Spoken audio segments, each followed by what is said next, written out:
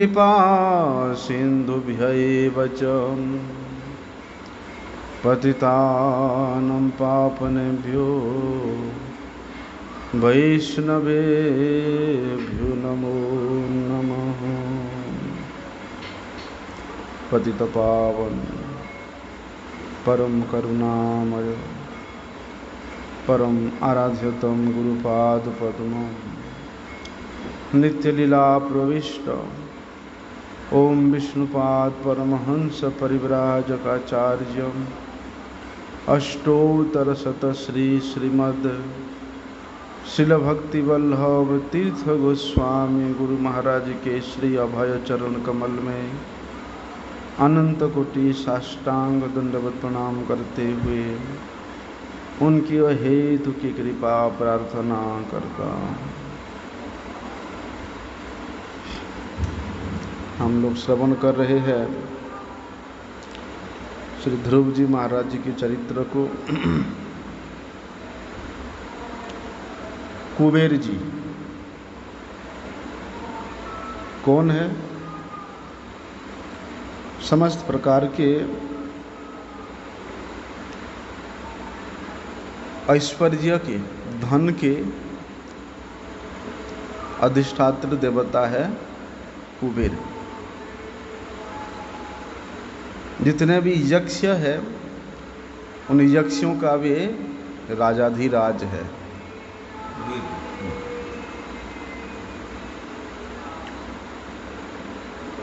तो कुबेर जी ध्रुव जी के सामने प्रकट होते हैं और ध्रुव जी का ऐसा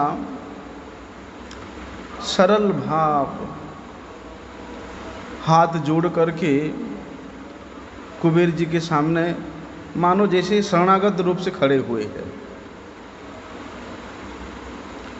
लेकिन कुबेर जी तो जानते हैं ध्रुव जी का क्या महिमा है कि पाँच वर्ष के आयु में उन्होंने भगवान श्री हरि को तपस्या करके उनको प्रसन्न किया है।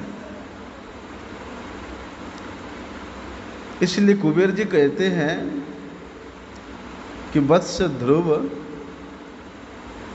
मैं जानता हूँ कि भगवान श्री हरि को प्रसन्न करने के बाद तुमको कोई भी वस्तु की कमी नहीं है, लेकिन फिर भी तुमको मेरा वर देने का इच्छा हो रहा है। तुम समस्त प्रकार के संकोच को त्याग करके कुछ भी मांग सकते हो। तुम्हारा जो इच्छा हो तुम वो मांग सकते हो। तो ध्रुव जी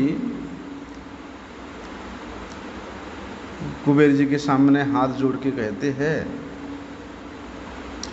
कि प्रभु, अगर आप अपनी स्व इच्छा से मुझे वर देने का आप इच्छा प्रकाश कर रहे हैं तो आप मुझे ऐसा वर दीजिए जिससे कि भगवान श्री हरि का स्मृति, भगवान श्री हरि का चिंतन स्मृति मेरे हृदय पटल में हमेशा हमेशा के लिए निरंतर बनी रहे। आप ऐसी वर प्रदान कीजिए कि भगवान श्री हरि के प्रति मेरा मति अचला रूप से हमेशा धावित होता रहे। क्योंकि भगवत स्मृति के द्वारा, भगवत चिंतन के द्वारा बल्कि बड़े से बड़े दुस्तर माया को भी अतिक्रम किया जा सकता है। इसलिए देखिए, अभी तो मेरा मन माया में फंसा हुआ है, इसलिए आप कृपा करके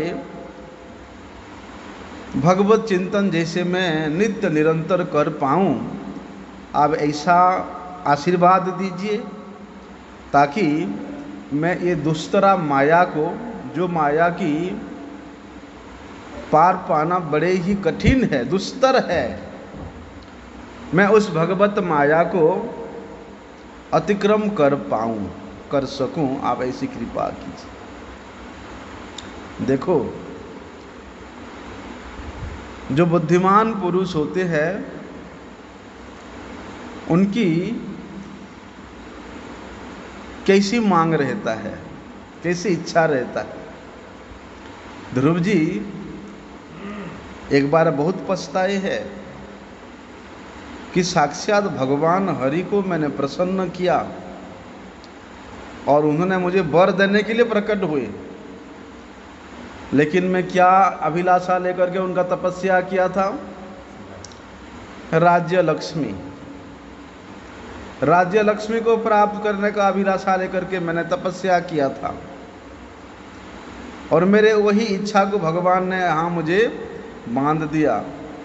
2-4 साल तक नहीं, 36,000 वर्ष तक मुझे भगवान उस अथाह भोग विलास साम्राज्य का सब कुछ दे करके मुझे उसमें बांध दिया। लेकिन अब मैं ऐसा गलती नहीं करूँगा। चाहे कुबेर जी हो सामने, चाहे और कोई भी हो, एक ही चीज़ मांगना है भैया। क्या है? कि भगवत चरण में कैसे हमारा रति मति स्मृति बनी रहे। ध्रुव जी को इलविला के पुत्र कुबेर जी का माता का नाम था इलविला। इलविला पुत्र इलविला तनय कुबेर जी ध्रुव जी के मुख से इस प्रकार के वर की अभिलाषा सुन करके अत्यधिक प्रसन्न होते हैं और सोचते हैं, काश मेरा भी चित्तवृत्ति ऐसा ही होता। कहाँ मुझे भगवान ये समस्त ऐश्वर्य लक्ष्मी का अधिष्ठात्री देव बना दिया हैं, मैं भी उनका पाद पद्म में नित्य रहता। फिर भी कुबेर जी कहते हैं, पुत्र जैसे तुम्हारी इच्छा ऐसे ही होगा। वर प्रदान करने के बाद कुबेर जी वहाँ से अंतर्हित होते हैं और ध्रुव जी हिमालय से, उस यक्षों के नगरी से वे अपने राज्य में, अपने गृह में प्रत्यागमन करते हैं। वहाँ से युद्ध करने के बाद, यक्षों के साथ युद्ध करने के बाद और असंख्य यक्षों का वध करने के बाद और उनके पितामह मनु महाराज के उपदेश को श्रवण करने के बाद और कुबेर जी का दर्शन करने के बाद ध्रुव जी का मन और राज्य शासन करने में नहीं लगा। बोलते वहाँ से ध्रुव जी वापिस आकर के बड़े बड़े यज्ञ अनुष्ठान किया। कैसा यज्ञ अनुष्ठान? जिस यज्ञ अनुष्ठान में प्रचुर परिमाण में ब्राह्मणों को, संतों को, ऋषि मुनियों को दक्षिणा दिया जाता है, ऐसे श्रेष्ठ श्रेष्ठ यज्ञ का अनुष्ठान करके कर्म के फल प्रदान करने वाले भगवान यज्ञेश्वर श्री हरि को प्रसन्न किया। भगवान श्री हरि के प्रसन्नता के उद्देश्य लेकर के उन्होंने बड़े बड़े यज्ञ का अनुष्ठान किया। उसके बाद क्या होता है? यज्ञ तो किया, यज्ञ में किसी कामना लेकर के नहीं, किसी वासना लेकर के नहीं, एकमात्र इच्छा कि हरि जिससे प्रसन्न हो, क्योंकि भगवान श्री हरि उनके सम्मुख जब प्रकट हुए थे, ध्रुव जी को आदेश दिए थे कि वत्स ध्रुव, तुम ऐसे विराट विराट यज्ञों का अनुष्ठान करना और उन यज्ञों के माध्यम से ब्राह्मण वैष्णव संतों को राजोचित, राजा के हिसाब से जैसे दक्षिणा होता है ऐसे देना। हैं, बनिया जैसा नहीं। ज्यादा मेरी तरफ करेंगे। राजाओं जैसा यज्ञ करना और राजाओं जैसा दक्षिणा देना। भगवान वहाँ कहे थे कि तुम ब्राह्मण वैष्णवों को दक्षिणा देने से मैं प्रसन्न हो जाऊंगा, ऐसा। इसलिए भगवान श्री हरि के उस उपदेश को स्मरण करके ध्रुव जी ऐसा ही आचरण करते हैं। कहते हैं उस यज्ञ के बाद ध्रुव जी सोचते नहीं थे कि मैं ये इतना विशाल साम्राज्य का अधिपति हूँ, राजा हूँ, महाराजा हूँ। उनके हृदय में किसी प्रकार की जड़ उपाधि का लेश मात्र भी स्थायित्व नहीं रहा।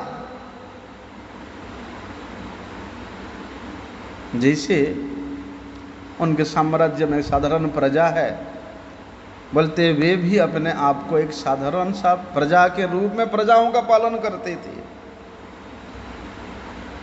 तो समस्त प्रकार के जड़ उपाधि से वर्जित होकर के सर्वात्मा भगवान श्री हरि में, अच्युत भगवान श्री हरि में, जिनमें मनोनिवेश करने के बाद फिर वहां से मन हटता नहीं है। कभी च्युत होने का इच्छा नहीं होता, इसलिए वे अच्युत है। उन अच्युत भगवान श्री हरि में श्री चरणों में अनन्य भक्ति के द्वारा उनने जितने भी जीव है सबके हृदय में भगवान हरि का अनुभव किया। स्वयं के हृदय में भी भगवान हरि का अनुभव किया और जितने भी जीव है, ना केवल मनुष्य, सबके हृदय में भगवान श्री हरि का अधिष्ठान के रूप में अनुभव किया। उसके बाद ध्रुव जी कोई युद्ध नहीं किया और उनके जीवन में ये प्रथम युद्ध था यक्षों के साथ। और इसीलिए भी था कि उन्होंने उनके भाई उत्तम को मार दिया था। ध्रुव जी के भाई उत्तम को मार दिया था, इसलिए उन्होंने क्रोध में आग बबूला होकर के उनका विनाश करने के लिए गया था। नहीं तो ध्रुव जी से कौन शत्रुता करेगा भैया। जो भगवान को अपने मित्र बना लेता है वो पूरे संसार का ही मित्र बन जाता है। ऐसे भगवत प्रिय भक्त को देख करके सबके मन में, सबके हृदय में मैत्री का भाव, एक पूज्यता का भाव अपने आप आ जाता है। बोलते हैं भगवान के जो परम प्रिय जन हैं, अरे वो लोग सामने प्रकट भी हो जाते तो वहां तो अपने आप नतमस्तक हो जाता है, मस्तक भी नत हो जाता है। और ध्रुव जी वे तो किस कोटि के भक्त थे, वो कैसे किसी शत्रुता कर सकते हैं। इसलिए कोई ना तो उनसे कभी युद्ध किया और ना ही ध्रुव जी फिर कभी राज्य को विस्तार करने के लिए प्रयास किया। नहीं, जितने भी छोटे मोटे राज्य थे सब ध्रुव जी के पास अपने आप अधीनता को स्वीकार किए थे। बोलते ध्रुव जी ऐसे भगवान के परम प्रिय भक्त थे जिस गुण के कारण बोलते ब्राह्मणों के प्रति उनका प्रीति था, दीनों के प्रति उनका दया था, वात्सल्यता था, और उनके साम्राज्य में जितने भी वर्ण के, आश्रम के, धर्म के अनुरक्ति व्यक्ति थे वे सबका ध्रुव जी रक्षक के रूप में और पालक के रूप में उनका पालन करते थे। इसलिए उनके राजत्व काल में जितने भी प्रजा थे वे सब के सब ध्रुव जी को अपने पिता तुल्य मानते थे। बोलते इस प्रकार ध्रुव जी ने भोगों के द्वारा पुण्य को क्षय किया भोग के द्वारा पुण्य क्षय किया, क्योंकि जब तक पुण्य रहेगा वो भी भगवत धाम जाने में बाधक बनता है। इसलिए अगर कोई पुण्य है तो यहाँ क्षय कर दो। प्लानिंग से किया। हाँ ये प्लानिंग से किया उन्होंने। हाँ, भोगों के द्वारा पुण्य का क्षय किया और यज्ञों के अनुष्ठान के द्वारा जो अशुभ, उनका कुछ अशुभ तो था नहीं, अगर किसी प्रकार के अशुभ था वो क्षय किया। और इस प्रकार 36,000 वर्ष काल तक वे इस पृथ्वी का शासन किया। इसके बाद तो ध्रुव जी अपने मन के समस्त वृत्तियों को संयत करके, इंद्रियों को संयत करके, शुद्ध चित्त से इस पृथ्वी के सम्राट होने पर भी, पति होने पर भी, एक छत्र सम्राट होने पर भी बोलते हैं इस माया रचित विश्व को और इस विश्व में अपने शरीर संबंधी जितने भी अपनों है और उनके जो साम्राज्य था, उन साम्राज्य के समस्त प्रकार के ऐश्वर्य को वेग सपने में जैसे अनित्य वस्तु भी सोने के मापी दिखता है तो उसको एक सपना समझा। जैसे कभी कभी सपने में गंधर्व नगरी का दर्शन होता है। आज अगर हम लोग गंधर्वों के नगरी का सौंदर्य को सुनेंगे ना तो रात को हम सोचेंगे सपने में कि हम गंधर्वों के नगरी में बैठे हैं। बोलते ध्रुव जी भी उन समस्त पृथ्वी को, समस्त भोग विलास के वस्तु को, समस्त आत्मीय स्वजन को वे सपने के द्वारा दृष्ट गंधर्व नगरी के मापी अनुभव किया।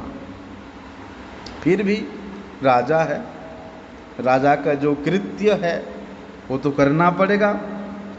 इसलिए धर्म अर्थ काम 3 वर्गों के फल को प्रदान करने वाले उन्होंने बहुत से धर्मों का अनुष्ठान किया।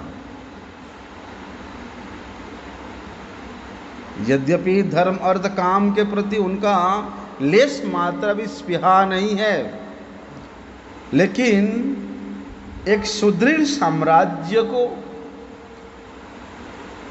सुदृढ़ शासन के द्वारा प्रजाओं को सुख शांति प्रदान कराना है तो वो भी आवश्यक है। धर्म अर्थ काम ये त्रिभुज भी आवश्यक है। ठीक है, सब कुछ छोड़ दिया, फक्कड़ बाबा जी बन गया तो अब तो कोई आवश्यकता नहीं है धर्म अर्थ काम की। लेकिन राजा है, राज्य शासन करना है। बोलते हैं इसी प्रकार यज्ञ अनुष्ठान करके वे बहुत समय तक अतिबाहित किया। उसके बाद भगवान की आराधना करने की इच्छा से, कैसा आराधना? यज्ञानुष्ठान के द्वारा नहीं, ये साम्राज्य में रह के नहीं, ये भोग विलास में रह करके नहीं, ये बंधु बांधव स्वजनों के बीच में रह करके नहीं, बल्कि एकांतिक रूप से अकेले, जैसे उन्होंने 5 वर्ष के आयु में अपनी माता को छोड़ करके वे वन में चले गए थे।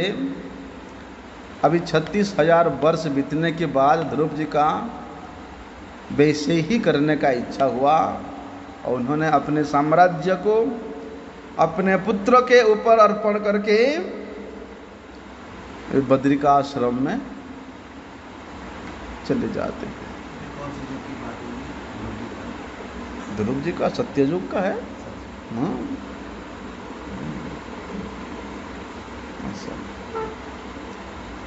ब्रह्मा जी हुए, ब्रह्मा जी के पुत्र हुए मनु जी, मनु जी के पुत्र हुए उत्तानपाद जी, उत्तानपाद के पुत्र हुए समस्त राज्य लक्ष्मी को अपने पुत्र को सौंप करके ध्रुव जी बद्रिकाश्रम में चले जाते हैं।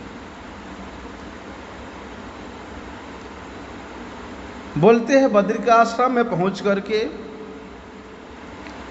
उन्होंने अपनी साम्राज्य के प्रति हैं स्त्री पुत्र सुहृद मित्र जितना भी सैन्य सामंत है उनका समृद्ध कोष का कोषागार है, अंतःपुर है, रमणीय विहार भूमि, आसमुद्र भूमंडल, बोलते इन सब को काल के द्वारा नष्ट प्राय समझ करके उन्होंने वहाँ जाने के बाद लेस मात्र भी जो छोड़ दिया उसके प्रति कोई भी आसक्ति नहीं रखा। संपूर्ण आसक्ति को परित्याग करके वे बद्रिकाश्रम में बोलते हैं पवित्र जल में स्नान करके विशुद्ध चित्त से अपनी इंद्रियों के वृत्ति को संपूर्ण रूप से संयत करके उन्होंने वहाँ पर बैठ जाते हैं। सबसे पहले उन्होंने आसन का रचना करते हैं। आसन रचना करके इंद्रिय के द्वारा समस्त विषयों से अपने मन को प्रत्याहृत करके श्री भगवान के जो रूप है, कौन सा रूप? भगवान के प्रतिनिधि रूप जो उनका विराट रूप है, उस विराट रूप को उन्होंने ध्यान करने लगे। क्या होता है?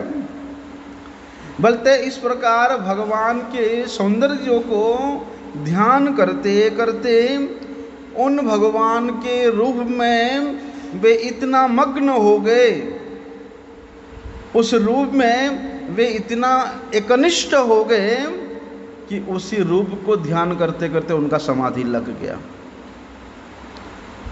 समाधिस्थ होकर के फिर तो स्थूल रूप से वो हमेशा के लिए दूर हो जाते हैं। उनका शरीर भी है वो भूल गए, क्योंकि शरीर तो स्थूल है। स्थूल किसी भी प्रकार के वस्तु के प्रति उन्होंने विस्मृत हो जाते हैं।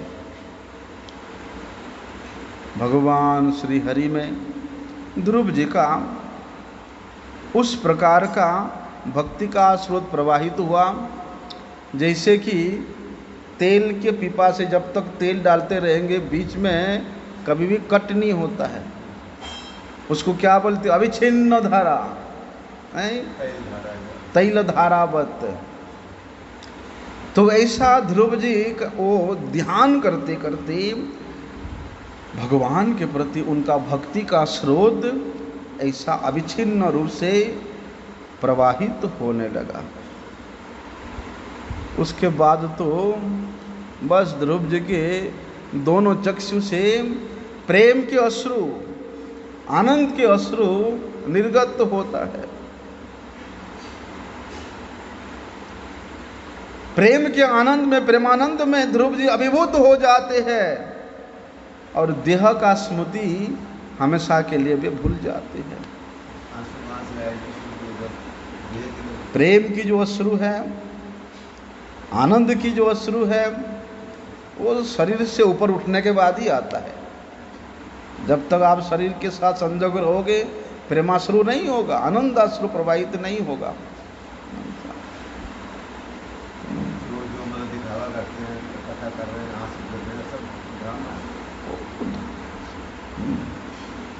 प्रेम का अश्रु तभी आता है जब भगवान के प्रति प्रेम होता है। भगवान के प्रति प्रेम तभी होगा जब हम ये जड़ शरीर से, जड़ शरीर के संबंध से, जड़ शरीर को सुख देने वाला वस्तुओं से हम ऊपर उठ जाएंगे। हाँ, तभी वो प्रेमाश्रु आएगा। देखो ना, ध्रुव जी इसी स्थिति में पहुंचने के बाद उनका प्रेमाश्रु प्रवाहित हुआ, जिसके कारण बोलते हैं वे आनंद में उनका हृदय द्रवीभूत हो जाता है। किस प्रकार के आनंद में? प्रेमानंद में, प्रेम के आनंद में उनका हृदय द्रवीभूत हो जाता है, उनके अंग पुलकित हो जाता है। शरीर में जो अष्ट सात्विक विकार का बात हम लोग श्रवण करते हैं, जैसे श्रीमन महाप्रभु जी के लीला को जब हम श्रवण करते हैं, बार बार श्रीमन महाप्रभु जी अष्ट सात्विक विकार को प्राप्त होते हैं। कभी रोते हैं, कभी हंसते हैं, कभी नाचते हैं, कभी गिड़गिड़ाते हैं, कभी उनके रोम बलिया एकदम खड़े हो जाते हैं, कभी पसीना पसीना हो जाता है, तो कभी ठंड के मारे एकदम कांपते हैं।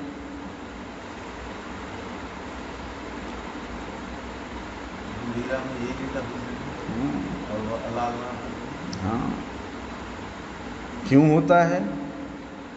प्रेम की अधिक्यता के कारण। अरे ये संसार की एक छोटी सी बात ले लो, संसार की एक छोटी सी बात ले लो। अगर अपने पुत्र को कुछ हो जाता है, या उसका पुत्र का मृत्यु हो गया है, तो माँ का पुत्र के प्रति इतना प्रेम है कि वो जोश में आकर के कभी अपने सिर को इतना जोर से पटकती है, हाथ को पटकती है, छाती को इतना जोर जोर से पटकती है, उसको अपने शरीर का सुध नहीं रहता।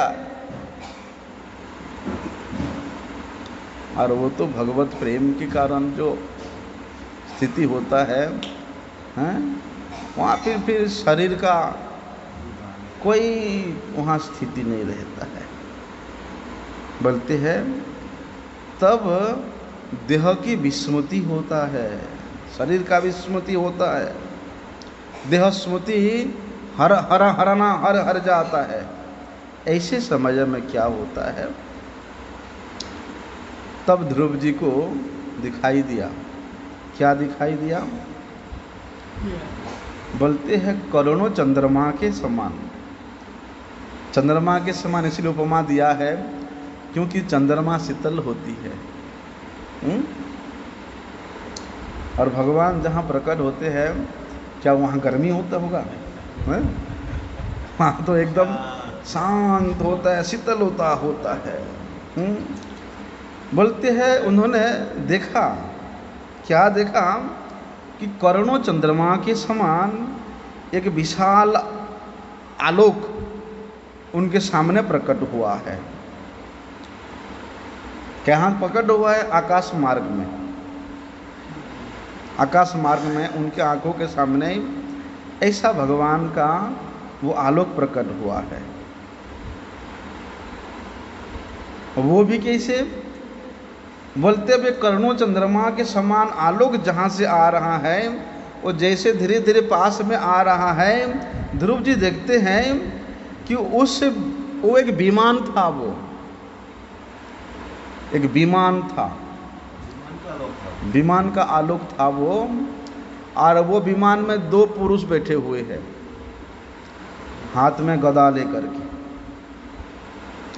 दोनों खड़े हुए हैं, दोनों साइड में दो पुरुष। और वे दोनों पुरुष का बोलते चतुर्भुज है, चतुर्भुज रूप है, श्याम वर्ण है, तरुण वजक्ष है, और उनका आंख भी पद्म पलाश लोचन है। इतना सुंदर वस्त्र धारण किए हुए हैं और इतना मनोरम मुकुट पहने हुए हैं, हार कुंडल सुंदर सुंदर अलंकार से वे दोनों पुरुष सुसज्जित है। ध्रुव जी उन दोनों पुरुषों को भगवान श्री हरि के किंकर जान करके, भगवान श्री हरि के प्रधान पार्षद जान करके वे इतना व्यस्त हो गए कि उनको स्वागत करना, उनका पूजा करना, उनका अभ्यर्थना करना वो भूल गए। उनको देख के कि क्या करूं मैं, हठात उनको अपने सामने आते हुए देख करके ध्रुव जी जिस आसन में बैठे थे उस आसन से खड़े हो जाते हैं और हाथ जोड़ करके बोलते भगवान के नामों का उच्चारण करते हुए उनको नमस्कार करते हैं। एक शिक्षणीय विषय है कि जब भगवान के परम प्रिय भक्त जन सामने आते हैं तो उनको भगवान के नाम का उच्चारण करके प्रणाम करना चाहिए, हैं? हरे कृष्ण प्रभु जी दंडवत प्रणाम, हरे कृष्ण प्रभु जी दंडवत प्रणाम। भगवान का नाम सुनने मात्र से वे परम प्रिय भक्त जन अत्यधिक आनंद प्राप्त करते हैं। भगवत नाम जहाँ मिल जाता है श्रवण करने को, वही उनका पूजा है, वही उनका अभ्यर्थना है, वही उनका सम्मान है। भगवान के नाम को छोड़ करके भगवान के परम प्रिय जनों को आप पूजा भी करोगे तो वे प्रसन्न नहीं होंगे। इसलिए ध्रुव जी ने वही आचरण किया कि हम लोगों को दिखाया है कि उन दोनों पार्षदों को अपने सामने देख करके दोनों भगवान पार्षद नंद और सुनंद, भगवत पार्षद नंद और सुनंद बोलते हैं जिनका चित्त वृत्ति हमेशा नित्य निरंतर भगवान श्री कृष्ण के चरणों में अभिनिविष्ट रहता है।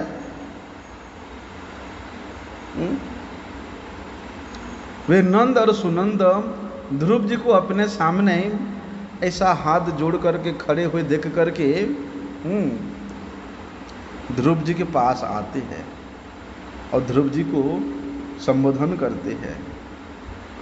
क्या बोल के कि हे राजन, क्योंकि वे चक्रवर्ती सम्राट है इसलिए उनका भी संबोधन रहा क्या, हे राजन आपका मंगल हो। हम जो कुछ बोल रहे हैं आप अपने मन लगा करके कृपा करके हमारे वाक्यों को श्रवण करो। वो दोनों पार्षद नंद सुनंद कहते हैं कि आपने मात्र 5 वर्ष के आयु में तपस्या करके उस अनंत जगत के कर्ता सांग पानी भगवान श्री हरि को आपने प्रसन्न किया है।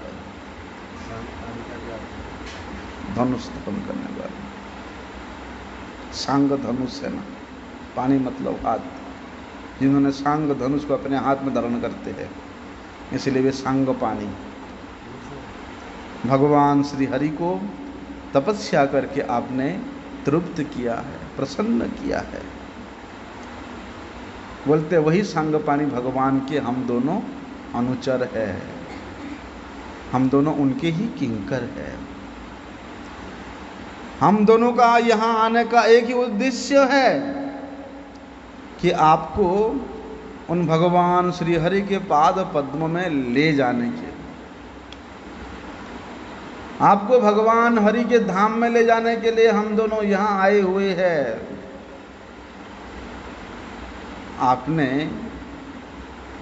उस अनन्य भक्ति के द्वारा भगवान के उस विष्णुपद को आपने प्राप्त किया है। बोलते जिस विष्णुपद को बड़े बड़े ऋषि मुनि तो क्या बोलते सप्तर्षि गण भी अभी तक नहीं प्राप्त किए हैं। सप्तर्षि गण वो विष्णुपद स्वरूप जो ध्रुव लोक है उसको केवल दृष्टिपात कर सकते हैं, उसका परिक्रमा कर सकते हैं, लेकिन उस विष्णुपद को वे भी नहीं प्राप्त कर सके। बोलते वे भगवान के जो धाम है, विष्णुपद है, जो ध्रुव लोक है, क्योंकि भगवान पहले ही ध्रुव जी को बता दिए कि ध्रुव तुम 36,000 वर्ष तक राज्य शासन करने के बाद मैं तुमको एक ऐसा स्थान प्राप्त कराऊंगा जिस स्थान को आज तक कोई नहीं प्राप्त किया। ना ब्रह्मा जी प्राप्त कर पाए हैं, ना मनु जी प्राप्त कर पाए, अर्थात तुम्हारे पितामह प्रपितामह भी जिस स्थान को नहीं प्राप्त कर पाए हैं, और दूसरे की बात को तो छोड़ो, मैं तुमको ऐसे एक स्थान प्राप्त कराऊंगा जो कि तुम्हारे नाम से, ध्रुवलोक नाम से विख्यात होगा। बोलते हुए ध्रुवलोक में भगवान श्री हरि के पाद पद्म नित्य विराजमान रहता है, इसलिए उस धाम को विष्णुपद धाम के नाम से भी जाना जाता है। बोलते वहां पर सूर्य चंद्र ग्रह नक्षत्रों का प्रवेश नहीं है। जिस प्रकार के भगवान के नित्य धाम न तत् भासयते सूर्य न शशांक न पावक, भगवान के नित्य धाम को उद्भासित करने के लिए वहां पर सूर्य चंद्र तारका की कोई आवश्यकता नहीं है। बोलते उसी प्रकार ये जो ध्रुव धाम है, ध्रुव लोक है, विष्णुपद धाम है, यहां भी चंद्र सूर्य तारका की आवश्यकता नहीं है। भगवान कहते हैं कि ध्रुव, तुम्हारे स्वयं के जो आलोक है, उस आलोक से ही वो धाम आलोकित रहेगा। हाँ, इसलिए चंद्र सूर्य तारका गण तो उस धाम का जाकर के प्रदक्षिणा करते हैं। इसलिए हम लोग उस धाम में आपको ले जाने के लिए यहाँ पधारे हैं।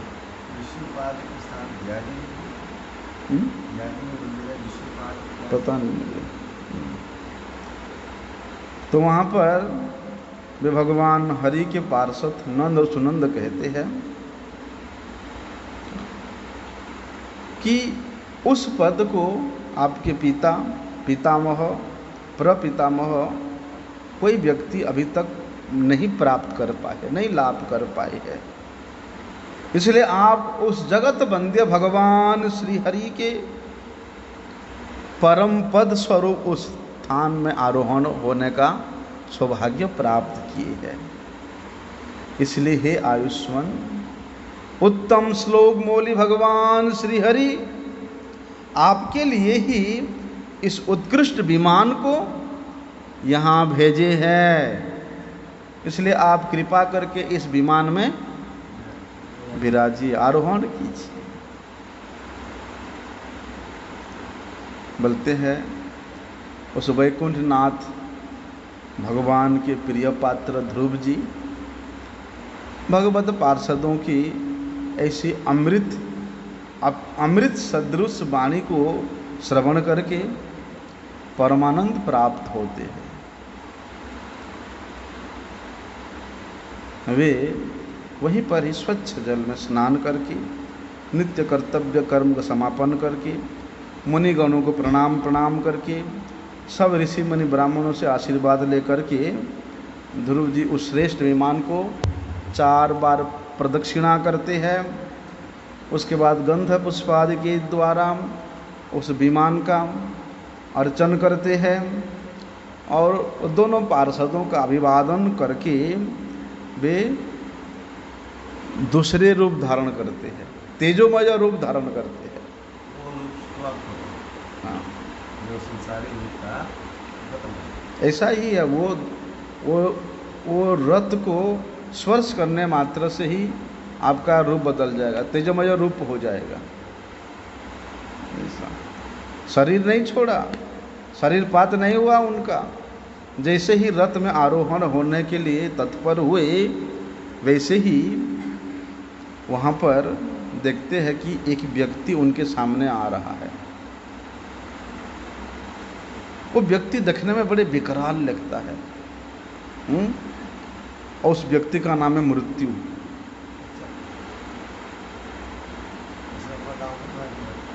मृत्यु आकर के ध्रुव जी को कहता है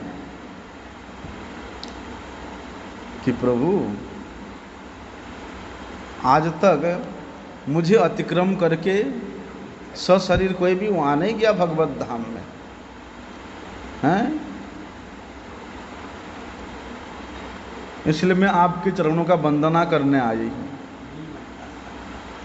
बोलते उस मृत्यु के सिर के ऊपर पैर रख करके ध्रुव जी ने रथ पे आरोहण किया।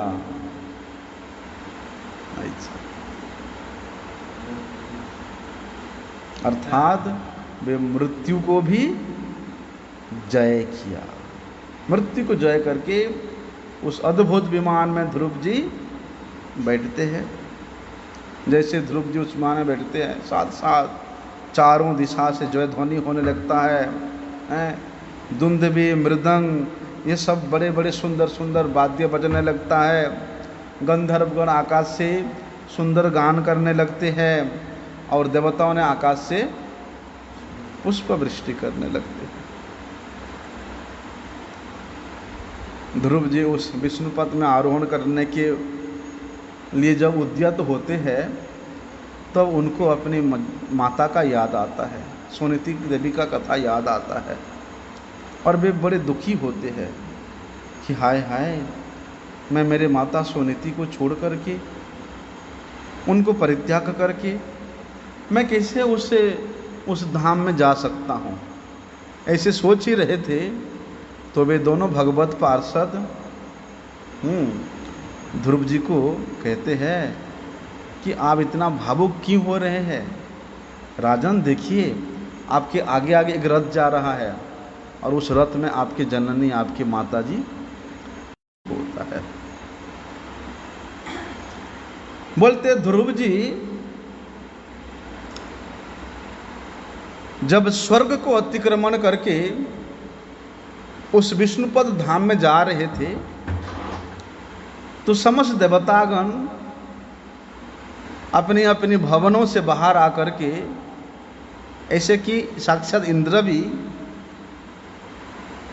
बाहर आकर के बोलते भगवान श्री हरि के महिमा कीर्तनकारी, कीर्तन से युक्त कीर्तन करने लगते हैं और विमानों में चढ़ करके देवतागण ध्रुव जी का अर्चन करते हैं, पूजन करते हैं कि देखो कि आप कितने सौभाग्यशाली हो कि आप ये स्वर्ग लोक को भी अतिक्रम करके भगवान के धाम में जा रहे हैं। इसलिए जब जब भगवान के भक्त लोग इस मर्त्य भूमि में भजन करके, पूजन करके, सेवा करके, भगवान श्री हरि को प्रसन्न करके भगवत धाम में पधारते हैं, तब तो उन देवताओं ने उस भगवान के भक्त का पूजन करने के लिए अनेक प्रकार की सामग्री लेकर के एकत्रित होते हैं, उनका गुणगान करने के लिए, उनका महिमा कीर्तन करने के लिए। ये नियम है। ऐसा जैसे कोई उच्च अधिकारी हैं, आता है, कहीं जाता हैं, तो रोड के दोनों किनारे लोग खड़े हो जाते हैं, है ना। अरे कोई एमएलए भी आता है ना गांव में, देखना अगल बगल के गांव के लोग एकत्रित होकर दोनों रास्ते के खड़े में सब लोग देखने के लिए, कोई प्रणाम कर रहा है, कोई कुछ, मतलब कितना उत्साह है। बोलते इसी प्रकार जब भगवान के भक्त उसे स्वर्ग को अतिक्रम करके भगवत धाम में जाते हैं तो समस्त देवता भी दोनों किनारे खड़े हो जाते हैं प्रणाम करने के लिए, उनका दर्शन करने के लिए। और देवताओं के पास तो सब सामग्री सुलभ है। सब पत्र, पुष्प, फल, तोय, धूप, दीप, ये सब वस्तु के द्वारा उनका पूजन करते हैं। बोलते स्वर्ग को अतिक्रमण करने के बाद ध्रुव जी जितने भी ग्रह हैं उन सब ग्रहों को देखते हैं कि वे सब ग्रह क्या करते हैं, अबाध गति के द्वारा, उन ग्रहों का कोई गति में बाधा नहीं देता है। अबाध गति के द्वारा वे भ्रमण कर रहे हैं। और इस प्रकार ध्रुव जी ग्रहों को अतिक्रमण करके जब आगे जाते हैं तो देखते एक सप्तर्षि मंडल देखते हैं। वे सप्तर्षि मंडल जो 7 ऋषि है, आपको पता है नाम, अंगिरा, पुलह, पुलस्त्य, इस प्रकार के जो 7 ऋषि है इनको, ये ब्रह्मा जी के पुत्र है, ठीक है, और इनको सप्तर्षि कहा जाता है। ध्रुव जी ने उन सप्तर्षियों का दर्शन करके उनको प्रणाम करते हैं, और उन सप्तर्षियों को भी अतिक्रम करके उनके ऊर्ध्व में जो लोक है, उस लोक में ध्रुव जी पदार्पण करते हैं। बोलते हैं वे धाम, वे लोक, वे ध्रुव लोक ऐसा है, ये लोक का स्वयं का ही दीप्ति है, स्वयं का प्रकाश है। वहाँ पर ऐसा नहीं कि दिन सूरज ढलने से अंधेरा हो जाता है, फिर उदय होने से दिन हो जाता है, ऐसा नहीं। बोलते धाम का स्वयं का एक दीप्ति उद्भासित है, और उस दीप्ति के द्वारा उस धाम के प्रत्येक वस्तु भी दीप्तिमान है, आलोकित है। और बोलते हैं उस धाम में प्राणियों के हित साधन करने के लिए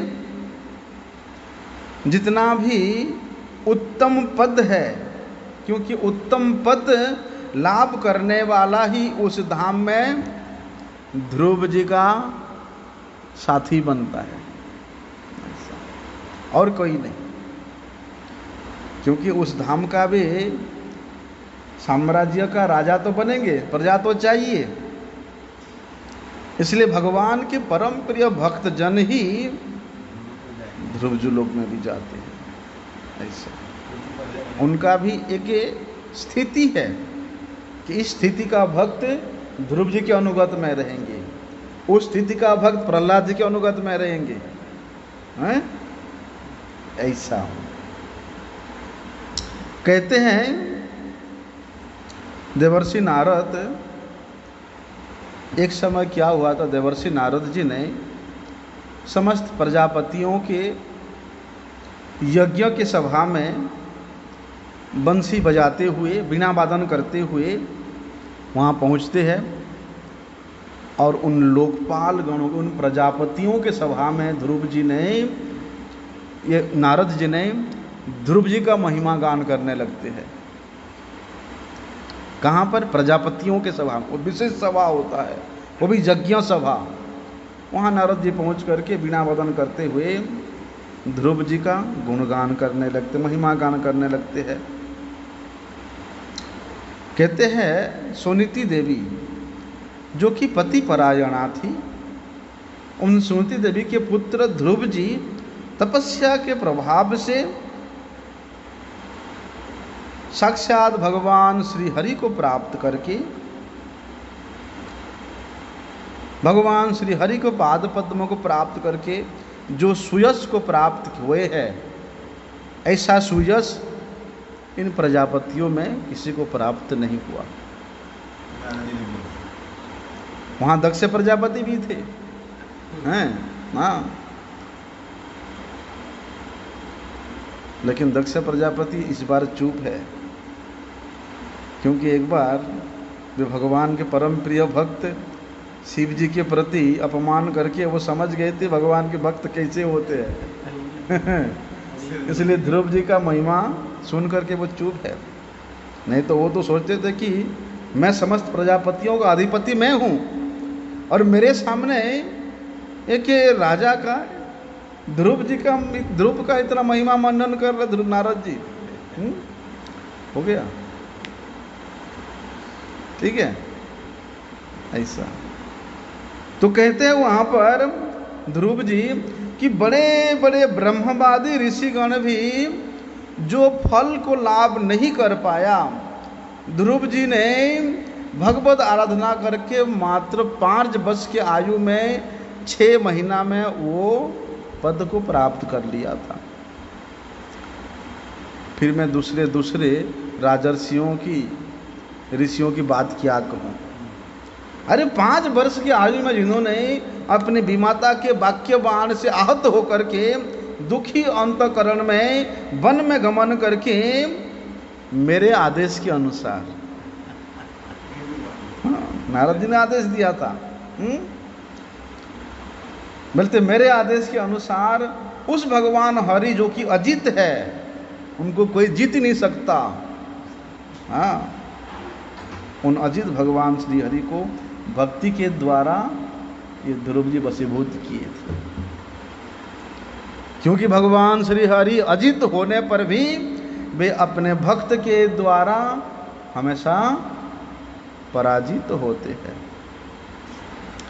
बोलते ध्रुव जी ये 5 वर्ष के वयस में और 6 महीना तो ऐसे ही बीत जाता है। इस अल्प समय की अवधि में उन्होंने भगवत आराधना करके जो उत्तम पद को प्राप्त किया है, इस पृथ्वी के दूसरे कोई क्षत्रिय उस प्रकार का चेष्टा भी नहीं कर सकता, और वही पद लाभ करने का आशा भी कभी नहीं कर सकता। नारद जी ऐसा वहाँ पर ध्रुव जी का महिमा गान करने लगते हैं।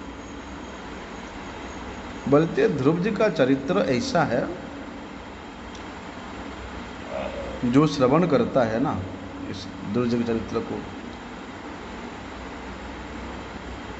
यश वर्धक है, यश को वर्धन करने वाला है, आयु वर्धक है, आयु को वर्धन करने वाला है, अंतःकरण को पवित्र करने वाला है, परम मंगल स्वरूप है, और कहते महान भी है, मत भी है। स्वर्ग मोक्ष प्राप्त कराना तो वो तो इसके गौण कारण है। बोलते ध्रुव जी का चरित्र को श्रवण करके उस ध्रुव व्रत को प्राप्त कर सकते हैं। ध्रुव जी का चरित्र को श्रवण करके मन में जो अनंत जन्मों से जो कलुष भरा हुआ है, उस कलुषिता युक्त मन को भी आप शुद्ध कर सकते हो। मन शुद्धि कारक है। और वास्तव में ध्रुव जी का चरित्र प्रशंसा योग्य तो है ही, पाप को नाशन करने वाला तो है ही, क्योंकि ध्रुव जी भगवान अच्युत के प्रिय, इसलिए अच्युत भगवान के प्रिय पात्र ध्रुव जी के चरित्र को जो श्रद्धा के साथ भक्ति के साथ श्रवण करता है, उस अच्युत भगवान के चरणों में इस चरित्र को श्रवण करने वाले का भक्ति प्राप्त होता है। और जितना भी अविद्या का क्लेश है वो भी विनष्ट हो जाता है। कैसा विनष्ट होता है? बोलते सम्यक रूप से विनष्ट होता है, फिर दोबारा वहां पर जागरित हो ही नहीं सकता है। इसलिए ध्रुव जी के चरित्र की इस महिमा को श्रवण करके ध्रुव जी का चरित्र को अवश्य श्रवण करना चाहिए, क्योंकि ध्रुव जी का चरित्र को श्रवण करने से श्रवण करने वाले के हृदय में सहनशीलता आता है। अपने आप उस श्रवणकारी का एक शरीर में एक तेज आता है। और जहाँ तक मनस्वियों की बात है, मनन करने वालों की बात है, बोलते ध्रुव जी के चरित्र का मनन करने से हमारे हृदय के जो लाभ है वो भी अधिक अधिक बढ़ता रहता है। हृदय का लाभ है कि भगवान के प्रति आसक्ति ही हमारा हृदय का लाभ है, और संसार के प्रति आसक्ति ही हृदय का क्षति है। इसलिए पुण्य श्लोक भगवान श्री हरि के भक्त ध्रुव जी के उस महत् चरित्र को कब कब श्रवण करने से विशेष फल मिलता है बताया है। हाँ, जिनके नामों से संयुक्त श्लोक उच्चारण करने से ही पुण्य प्राप्त होता है। हाँ, उत्तम श्लोक, उत्तम श्लोकान गुणानुवादान, कि भगवान के नामों से संयुक्त जो श्लोक है उससे उत्तम श्लोक कुछ हो ही नहीं सकता है। इसलिए श्रीमद् भागवत में बताता है कि तद्भाग विसर्गो जनताग विप्लवो यस्मिन् प्रति श्लोकम अवद्यवत्तपि नामानि अनन्तस्य यशो अंकितानि यत् शृण्वन्ति गृह्णन्ति गायन्ति साधवः। बोलते हैं जिस श्लोक में, जिस पद में भगवान श्री हरि के नामों का उच्चारण है, कीर्तन है, महिमा है, बोलते भगवान के भक्तजन बोलते उन श्लोकों को, उन पदों को ही श्रवण करते हैं, स्मरण करते हैं और गायन करते रहते हैं। इसलिए पूर्ण श्लोक कीर्ति से संयुक्त, पुण्य श्लोक कीर्ति से संयुक्त ध्रुव जी, क्योंकि ध्रुव जी के नस नस में भगवान पुण्य श्लोक की कीर्ति ही भरा हुआ है, हैं? बोलते वो ध्रुव जी का चरित्र कब कब श्रवण करना चाहिए?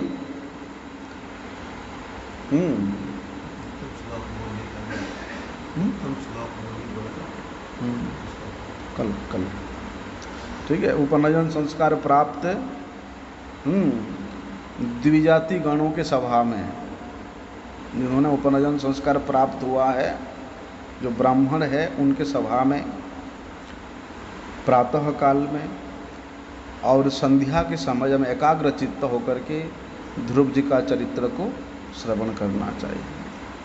पूर्णिमा में, अमावस्या में, द्वादशी में, श्रवणा नक्षत्र में, गृहस्पर्श में, व्यतिपात में, संक्रांति में और रविवार के दिन में ध्रुव जी का चरित्र को यत्न के साथ कीर्तन करना चाहिए।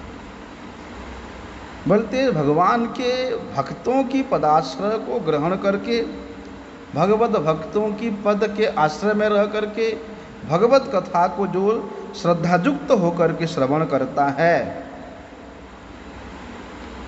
और भगवत कथा क्या, भगवान के भक्तों के चरित्र को, ध्रुव जी के चरित्र को जो श्रद्धायुक्त होकर श्रवण करता है, भगवान श्री हरि अपने आप आकर के उसके हृदय में बंध जाते हैं और निष्काम होकर के, किसी प्रकार के इतना सारी कामना तो बता दिया कि ये होता है, वो होता है, वो होता, बता दिया नहीं, ये तो अपने आप होता है। लेकिन निष्काम होकर के जो उस ध्रुव जी के चरित्र को कीर्तन करता है, श्रवण करता है, वे अपने आप मन मन में प्रसन्न रहता है, अनायास समस्त प्रकार के सिद्धि उसको प्राप्त हो जाता है। इसलिए जो व्यक्ति, जो अज्ञ व्यक्ति, जो लोग नहीं जानते हैं, उनके हृदय में श्रद्धा जागरित करके ध्रुव जी के चरित्र को श्रवण कराता है, तो बोलते हैं भगवान उसके प्रति विशेष प्रसन्न होते हैं। ये कामना तो कर सकते हैं इसमें, हाँ, भगवान की भक्ति की कामना, उसकी कामना करके तो पढ़ सकते हैं। इसलिए भक्ति जो है ये क्रिया ही ऐसा, भगवत भक्तों का चरित्र श्रवण करने का फल ही ऐसा है कि भगवान के प्रति भक्ति प्राप्त होती है। ऐसे हम लोगों ने 5-6 दिन तक ध्रुव जी के चरित्र को श्रवण किया। कल से हम लोग, अभी 30 तारीख को है जन्माष्टमी, कल 27 तारीख है।